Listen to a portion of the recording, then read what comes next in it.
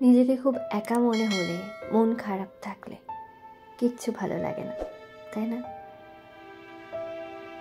মন ভালো তো সব ভালো, কিন্তু এই মনটাই যখন খারাপ থাকে তখন আর কিছুই ইচ্ছে করে না। কিন্তু জানো কি, বেশিরভাগ সময়ই আমাদের মন খারাপ হয় আমাদের নিজেদের ভুলে। কারণ আমরাই অন্যদের থেকে বেশি আশা করে ফেলি, আর তাই অন্যদের থেকে আঘাতটাও বেশি পাই। আর তাছাড়াও আমরাই অনেক সময় ভুল মানুষকে বিশ্বাস করে ঠকে গিয়ে আঘাত পাই।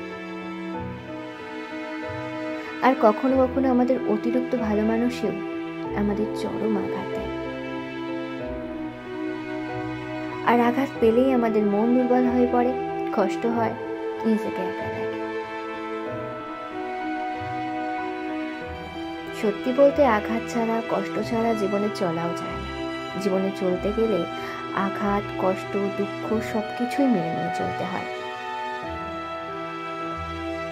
তবে আঘাত পেয়ে, কষ্ট পেয়ে অনেকে থেমে যায়, হতাশ হয়ে ওঠে, নিজেকে আরো দুর্বল করে তোলে, যেটা একেবারেই উচিত নয়।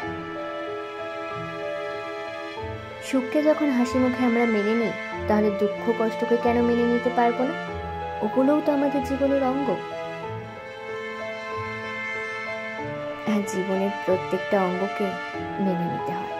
আর কষ্ট না পেলে সুখের মর্মটাও কিন্তু বোঝা যায় না। জানি কষ্ট পেলে কেউই শক্ত থাকতে পারে না, সবাই ভেঙে পড়ে। কিন্তু একেবারেই ভেঙে পড়লে কিন্তু চলবে না।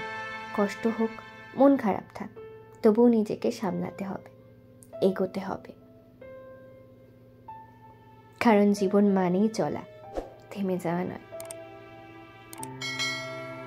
আমার ভিডিওটি কেমন লাগলো অবশ্যই কমেন্ট করে জানিও, লাইক আর শেয়ার করতে ভুলো না, আর আমার চ্যানেলকে সাবস্ক্রাইব করে দিও।